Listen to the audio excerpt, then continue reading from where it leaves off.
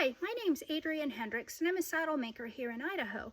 My friends at Thinline asked me to share with you why I like their pads so much. And the biggest reason is because I can really affect the way a saddle fits a horse without having to change the actual saddle. So there's a lot of things that you can do at home with a Thinline pad to improve the fit of your saddle. And the first thing I want to start to talk about is, what do I do to check the basic fit overall of my saddle? How do you know if your saddle fits? So I start, and we're going to pretend this is my horse. I start at their head and I let them sniff and get to know me. And then as I feel down their neck and their withers and their back and their croup, I'm going to be feeling for places where their muscles might be a little firm or there might be a little hard. I'm also going to be feeling through the saddle area. Are there some places of tenderness? Those could be indicators that my horse is bracing and has kind of bulked up their muscles. There's some hard spots because they're bracing against the saddle, or it could be causing some actual pain on their back. The next thing I'm going to do is, before I put the saddle on, I'm going to give my saddle just a quick tree check. And all I'm going to do is squeeze the cantle into my ribs and just see if there's unusual amounts of flexion. I'd say about 10 to 15 of every saddle of the saddles that I pick up, I find something with a compromised tree. So it's always a good thing to do. And I'm also not suggesting that you check your saddles at home. If in doubt, always send it to a saddle maker to have them check your tree. But after I check that the tree seems pretty good, I'm going to set it on my horse. And as I put it on my horse, I'm going to watch their reaction. Are they happy? Do they even notice? Or are they grumpy and starting to put their ears back like they're really not happy about it? So I'm going to set it on without a saddle pad or anything, and my horse was happy. So that tells me, okay, we're probably getting closer. Then I'm going to stand at the front of my horse and I'm going to look back and look, is the angle of the bars or the trees parallel with the horse's scapula or their shoulder? So what I want to see is the bars of the tree being parallel with their shoulder. A lot of people like to fit the withers. I prefer to fit the shoulder because that's going to allow the saddle to sit down and engage behind their scapula. That's what really helps hold your saddle in place. It can be deceiving because if it can be parallel, but it can be sitting way up high on your horse. And if there's more, for an English saddle, you want 2 to 3 fingers width between the pommel and their withers, and a Western 4 to 5.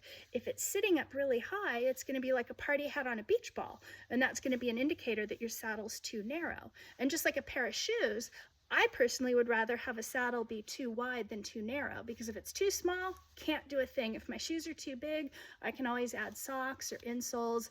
I can do quite a bit to improve the fit, and I'll still be more comfortable. Small shoes are going to hurt no matter what I do.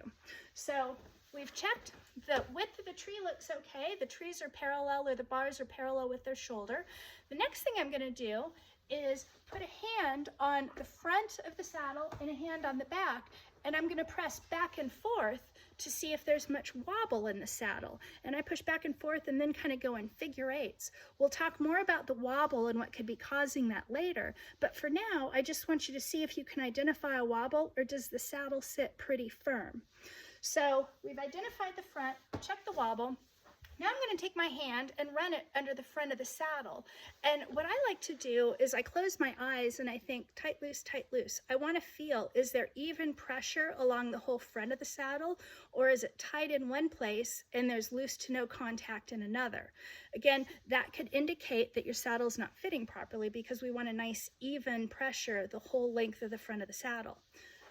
Next thing I'm going to do is take my hand closest to their tail and put up under the saddle, and I'm going to go between the actual saddle and your horse, and I'm going to have my palm down on the horse, and I'm going to push my hand as far up under the panel to my knuckles, and it's going to be really awkward, and I'm going to feel along the whole length of the saddle. And what I'm feeling for is I want that whole length of the panel or bar to be smooth and in complete contact with the horse. A lot of times, if the panel, there's more pressure on your fingers or more pressure on your knuckles, and you can wiggle your feels, that could be an indicator that your panels aren't sitting correctly and evenly on the horse. The whole purpose of the saddle is to disperse the rider's weight. So the more contact we have, the more that saddle can disperse the rider's weight. If it's just pushing in a few places, it could be causing some problems. The next thing I want to talk about is sweat marks. A lot of time people like to ask me about sweat marks. As long as they're even, I'm okay with it. Sweat marks to me aren't the end all be all indicator of saddle fit issues, but I'd encourage you to see, do the tight and loose spots that you feel line up with the sweat marks in your saddle pad? That could be an indicator that we might need to make some adjustments or do something different. Another thing is practice. The more you practice doing this, the easier it gets. And what I'd suggest is take your saddle, take what we've talked about, and go try it on a couple different horses. See if you can start to feel different things as you go from horse to horse. So to recap, what I like to do, just to basically check if a saddle fits, is I want to feel the horse, feel their body. Are there firm spots? Are there spots where they're grumpy when I touch them? Then I want to check the tree. Is the saddle sound before I put it on the horse? And then as I go to put it on the horse, is the horse happy? Or is the horse pretty grumpy to have me put the saddle on? Then I'm going to check the wobble. Is there a wobble from front to back or from side to side when the saddle's on the horse? Then I'm going to go to the front of the saddle. Is it sitting down in and behind the horse's scapula? And is the front of the saddle parallel with their shoulder? Or is it perched up a bit high, or is it sitting completely down on their withers? Then I'm going to feel the front of the saddle. Is it even? I'm going to feel under the whole length of the panel. Is there even contact there? And then I might take a look at the sweat marks and just see, are there sweat marks kind of helping tell the story of what I'm feeling with the saddle?